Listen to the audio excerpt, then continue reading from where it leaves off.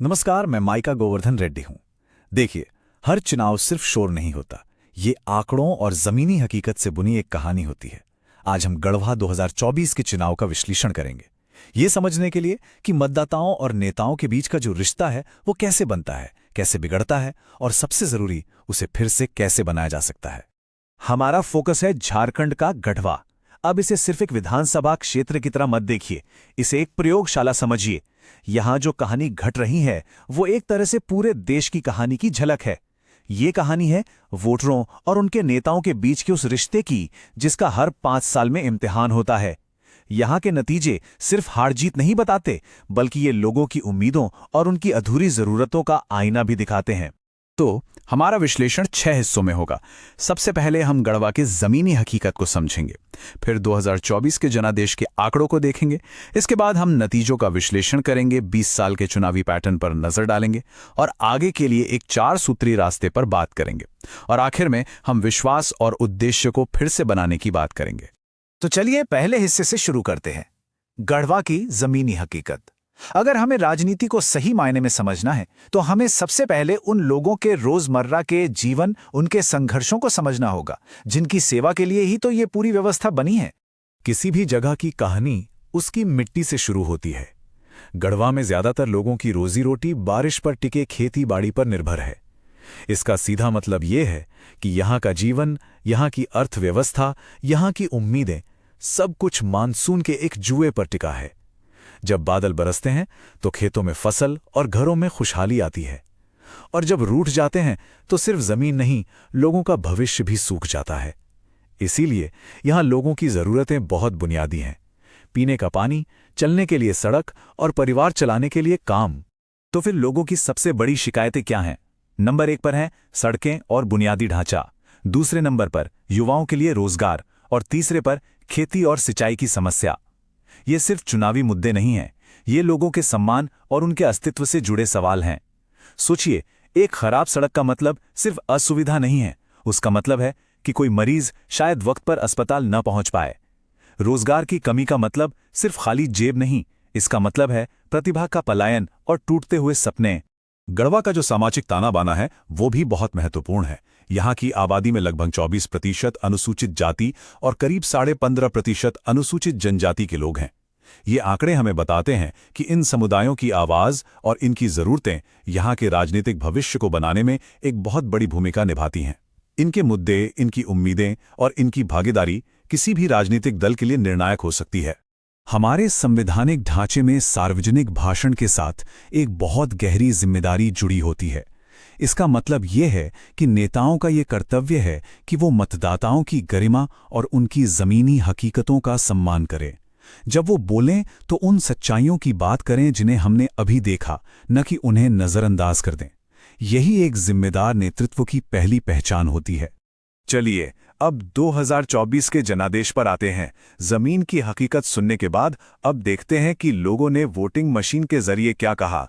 ये आंकड़े सिर्फ संख्याएं नहीं हैं, ये लोगों की साफ और सीधी आवाज हैं। 2024 में गढ़वा में 4,19,000 से ज्यादा रजिस्टर्ड वोटर थे। ये 2019 के मुकाबले 14.6% की एक बड़ी बढ़ोतरी है। ये दिखाता है कि वोटर बेस बढ़ रहा है, नए युवा जुड़ रहे हैं और लोकतंत्र में हिस्सा लेने की इच्छा भी बढ़ रही है। और इन वोटरों में से लगभग 70% ने वोट डाला। इतना ज्यादा मतदान होना एक स्वस्थ लोकतंत्र की निशानी है। जब इतने सारे लोग वोट देने के लिए बाहर निकलते हैं तो ये अक्सर बदलाव की एक गहरी इच्छा का संकेत होता है। वो चाहते हैं कि उनकी आवाज सुनी जाए। तो उन्होंने क्या कहा? नतीजों में बीजेपी को 45.4% वोट मिले, जबकि जेएमएम गठबंधन को 39.7%। ये एक बिल्कुल साफ जनादेश था। लोगों ने बदलाव के लिए वोट किया। हार का अंतर था 16,753 वोटों का। राजनीति में ये एक बहुत निर्णायक अंतर माना जाता है। यही वो ठोस संख्या है जो इस चुनाव के नतीजे को तय करती है और हमें बताती है कि हवा का रुख किस तरफ था। और ये एक बहुत बड़ा उलटफेर था। 2019 में यही उम्मीदवार जो सत्ता में थे करीब 23,500 वोटों के बड़े अंतर से जीते थे, और 2024 में वो 16,700 से ज्यादा वोटों से हार गए। अगर आप मार्जिन देखें तो ये प्लस 9.8% की जीत से माइनस 5.7% की हार में बदल गया। मतलब मौजूदा उम्मीदवार के खिलाफ लगभग 16 पॉइंट का एक जबरदस्त स्विंग। ये एक राजनीतिक भूकंप की तरह है। तो सबसे बड़ा सवाल यही उठता है, आखिर एक मौजूदा मंत्री को इतने बड़े उलटफेर का सामना क्यों करना पड़ा? ये सिर्फ एक व्यक्ति की हार नहीं है, इसके पीछे गहरे व्यवस्थागत कारण हैं। आइए उन कारणों को समझने की कोशिश करते हैं। चलिए इस परिणाम की चीर-फाड़ करते हैं। इसका जवाब किसी एक व्यक्ति में नहीं, बल्कि उन व्यवस्थागत वजहों में छिपा है जिन्होंने इस नतीजे को जन्म दिया। 3 मुख्य कारण सामने आते हैं। पहला, बढ़ता हुआ मतदान विपक्ष के जमीनी प्रबंधन के हक में गया। दूसरा, राज्य का जो कल्याणकारी संदेश था वो सड़क और नौकरियों जैसी स्थानीय अधूरी जरूरतों के शोर में कहीं दब गया। और तीसरा, संगठन के अंदर की खींचतान और खराब तालमेल ने गठबंधन को अंदर से ही कमजोर कर दिया। अब इस नतीजे को एक बड़े नजरिए से देखने के लिए हमें थोड़ा इतिहास में झांकना होगा। 2024 का नतीजा कोई अचानक हुई घटना नहीं थी। ये उन ट्रेंड्स का नतीजा था जो लंबे समय से चल रहे थे। ये टाइमलाइन हमें 2 दशकों की कहानी बताती है।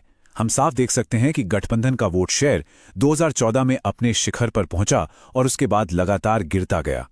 वहीं दूसरी तरफ बीजेपी का वोट शेयर खासतौर पर 2014 के बाद से लगातार और तेजी से बढ़ता रहा।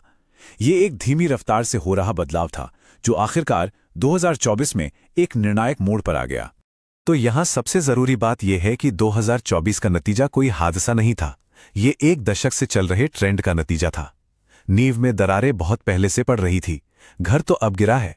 इस डेटा को समझना ही भविष्य के लिए सबसे बड़ा सबक है। तो इतिहास हमें बताता है कि समस्या कहाँ है। अब सवाल ये उठता है कि पुनर्निर्माण और नवीनीकरण का रास्ता क्या है?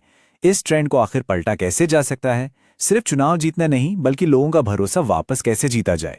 इसका जवाब एक व्यापक 4 आयामी रणनीति में है, जिसे हम चतुर्मुख सिद्धांत कहते हैं। ये किसी भी राजनीतिक अभियान को फिर से खड़ा करने और उसमें नई जान डालने के लिए एक ब्लूप्रिंट है। इसके 4 चेहरे हैं जो एक साथ मिलकर काम करते हैं। पहला, चुनावी चेहरा, जिसका फोकस हर बूथ पर सटीक माइक्रो टारगेटिंग पर होता है। दूसरा, सांगठनिक चेहरा, जो कार्यकर्ताओं में अनुशासन और तालमेल पक्का करता है। तीसरा, कथात्मक चेहरा, जो लोगों से एक सच्चा जुड़ाव और सहानुभूति बनाता है। और चौथा, संसाधन चेहरा, जो समय और पैसे का इस्तेमाल समझदारी और कुशलता से करता है।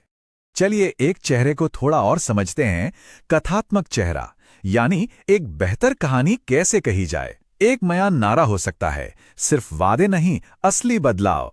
सीधे सीधे लोगों की शिकायतों की बात करें, नौकरी, सड़क, पानी। कल्याणकारी योजनाओं के जो लाभार्थी हैं उनकी अपनी कहानियों का इस्तेमाल करें। घोषणा पत्र को सरल भावनात्मक संदेशों में बदलें और गलत सूचना से लगने के लिए एक तेज तर्रार टीम बनाएं। रणनीति अपनी जगह है, लेकिन अब सबसे जरूरी तत्व पर आते हैं, नेतृत्व का मानवीय पहलू। क्योंकि दिन के अंत में लोग किसी रणनीति को नहीं, एक इंसान को वोट देते हैं। यहां उम्मीदवार का वोटर के साथ व्यक्तिगत जुड़ाव और उसकी विश्वसनीयता ही सब कुछ तय करती है। यहां हमें उम्मीदवार की सबसे बड़ी कमजोरी को साफ साफ देखना होगा। उनका प्रभाव बहुत ज्यादा है क्योंकि वो पूर्व कैबिनेट मंत्री रह चुके हैं, लेकिन उनकी विश्वसनीयता यानी ट्रस्ट वो मध्यम से कम है। इसकी वजह धारणा से जुड़े मुद्दे और कुछ लंबित मामले हो सकते हैं। प्रभाव और विश्वास के बीच की ये जो खाई है, इसे भरना ही सबसे बड़ी चुनौती है। विश्वास के बिना प्रभाव एक खोखले बर्तन की तरह है। ये बात इस पूरी चुनौती का सार है।